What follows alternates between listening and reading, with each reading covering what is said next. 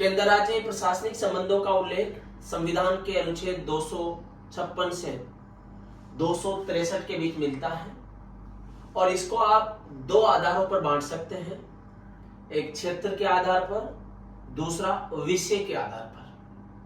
क्षेत्र के आधार पर यानी कि केंद्र सरकार की प्रशासनिक शक्ति का विस्तार संपूर्ण भारत में होगा, यानी भारत का जितना भी ज्योग्राफिकल टेरिटरी है वहां केंद्र सरकार की प्रशासनिक शक्ति का विस्तार होगा।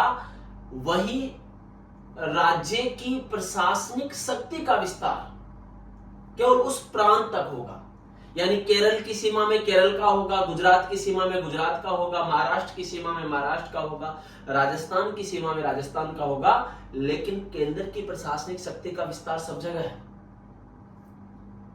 दूसरा है विषय के आधार पर, 7वीं अनुसूची संविधान की और 3 सूचियां उसमें दी गई हैं, संघ सूची, राज्य सूची और समवर्ती सूची। संघ सूची की शक्ति का प्रशासनिक विस्तार जो है या संघ सूची के विषयों पर प्रशासन करने का अधिकार केंद्र सरकार के पास है, वहीं राज्य सूची के विषयों पर प्रशासन का अधिकार प्रांत के पास है। और तीसरी बात, समवर्ती सूची के विषयों का प्रशासन भी प्रांत के पास ही है, यह ध्यान रखना, प्रांत के पास ही।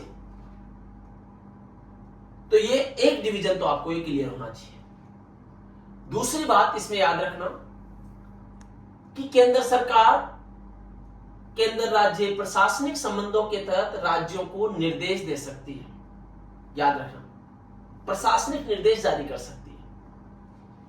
अनुच्छेद 365 ऑफ द इंडियन कॉन्स्टिट्यूशन कि भैया कोई भी ऐसी दृष्टिकोण में केंद्र सरकार राज्यों को प्रशासनिक निर्देश देगी और राज्य अगर उन प्रशासनिक निर्देशों को मानने में विफल रहते हैं तो उसको राज्य में संवैधानिक तंत्र की विफलता मानी जाएगी। और अनुच्छेद 65 की विफलता मतलब अनुच्छेद 356 का एक्टिव हो जाना, यानी 356 में राष्ट्रपति शासन की बात की गई है और इस आधार पर राष्ट्रपति शासन लगाया जा सकता है। तो ये आपको ध्यान रखना है कि केंद्र सरकार निर्देश जारी कर सकती है और उन निर्देशों को नहीं मानने की स्थिति में राष्ट्रपति शासन लगाया जा सकता है।